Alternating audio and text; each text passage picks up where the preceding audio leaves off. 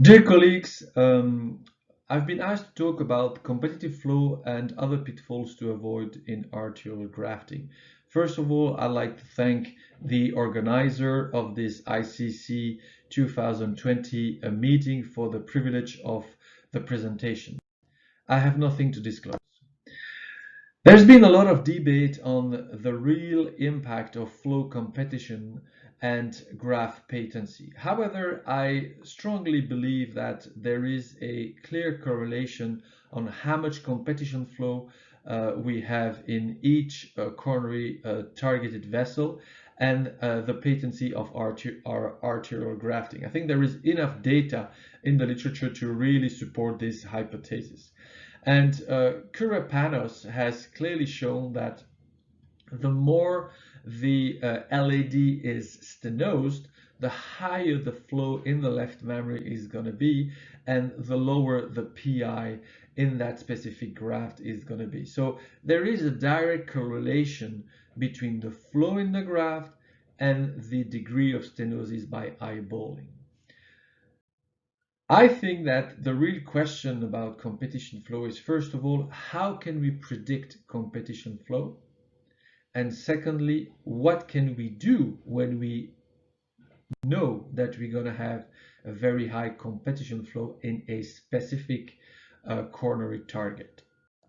In order to answer the first question, we have to think about how do we evaluate the coronary stenosis.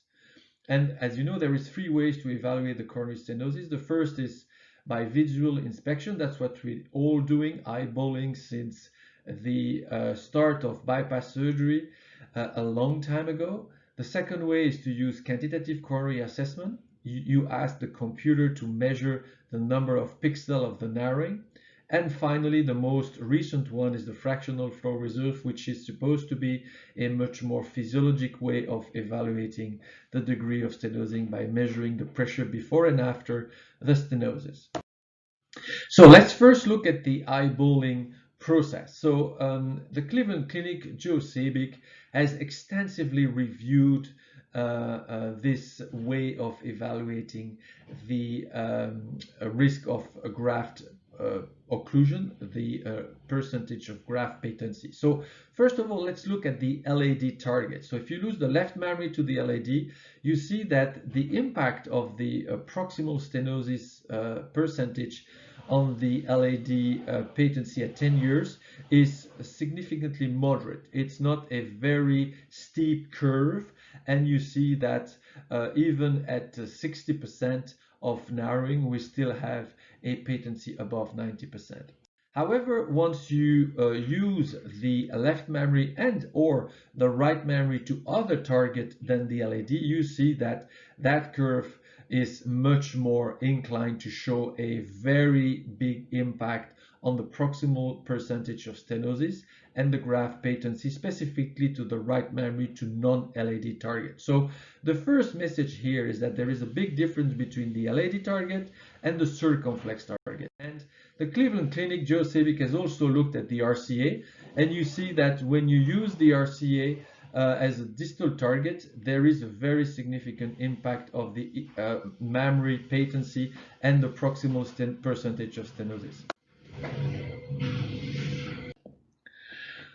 Another very important factor, besides the type of distal coronary target, LAD versus circumflex versus RCA, is how you use the graft.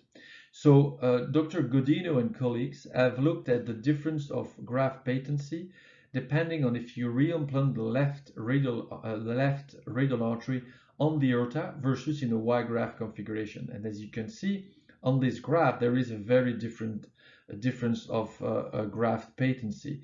So if you use a Y graft configuration, it's much better to have a high patency to only target vessels with a narrowing of more than 90% with eyeballing.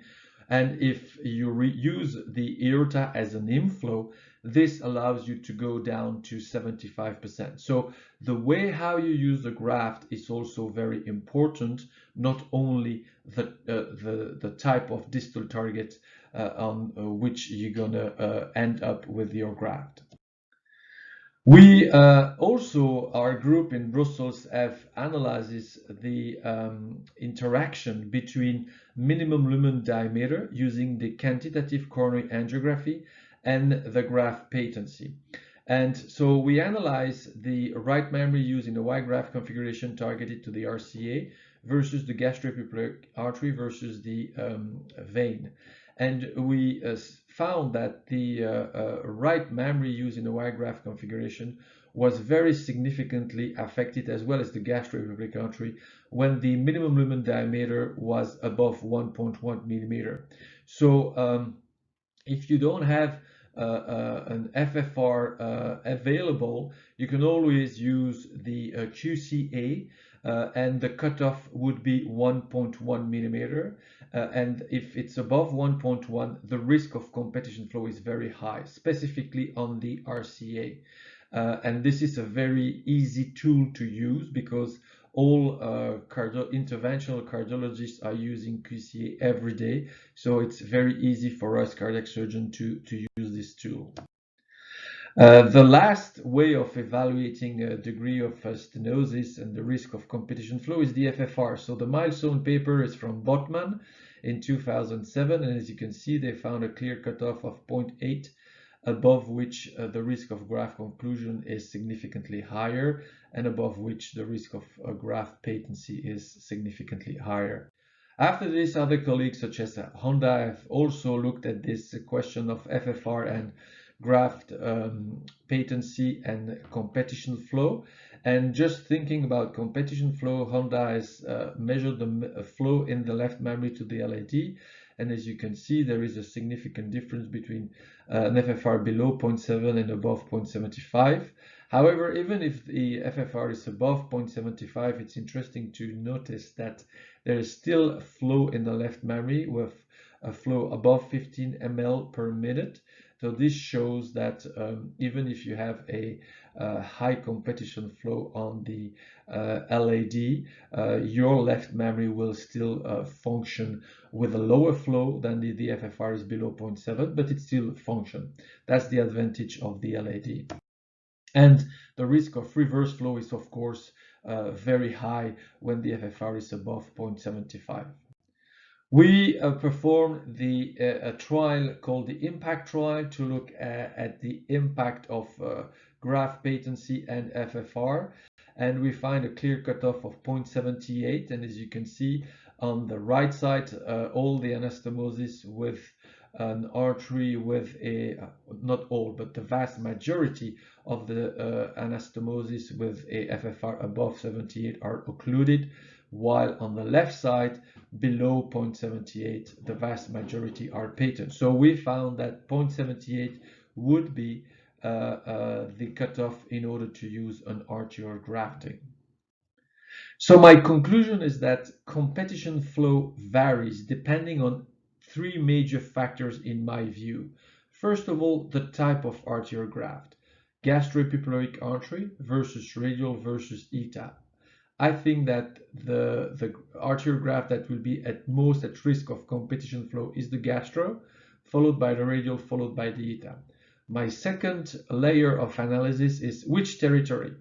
The worst territory is the RCA, where we will have the highest competition flow risk, followed by the circumflex, followed by the LAD. Why the LAD is the best? Because the LAD has the highest runoff, the highest muscular vasculature, and so this would be where we have the least competition flow. And finally, the configuration.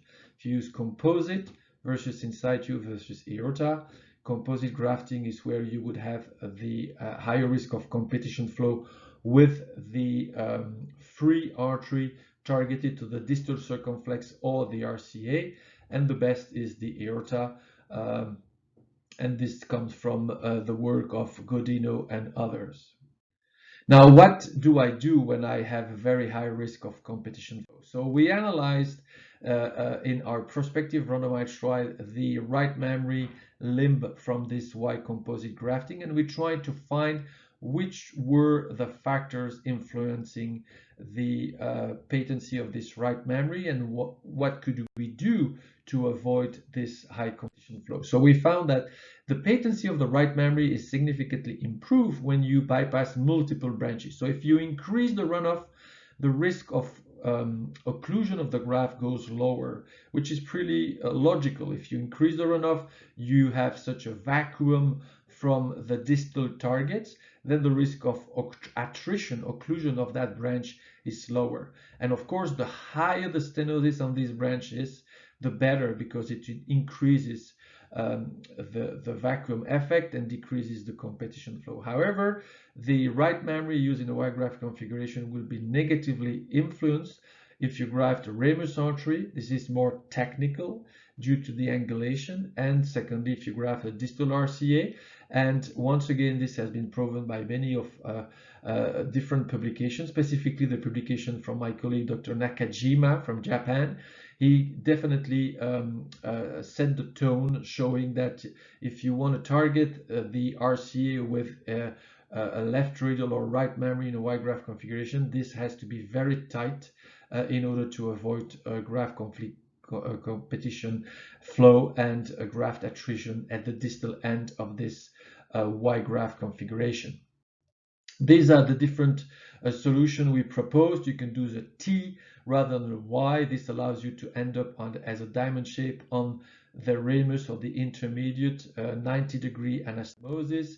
You can use a P, so you multiply the inflow to anastomosis on the left mammary, and you only do terminal lateral anastomosis. So if you have a competition flow on one of these two vessels, you will have that specific small branch of the right mammary or the left radial that will occlude, but the rest will stay open.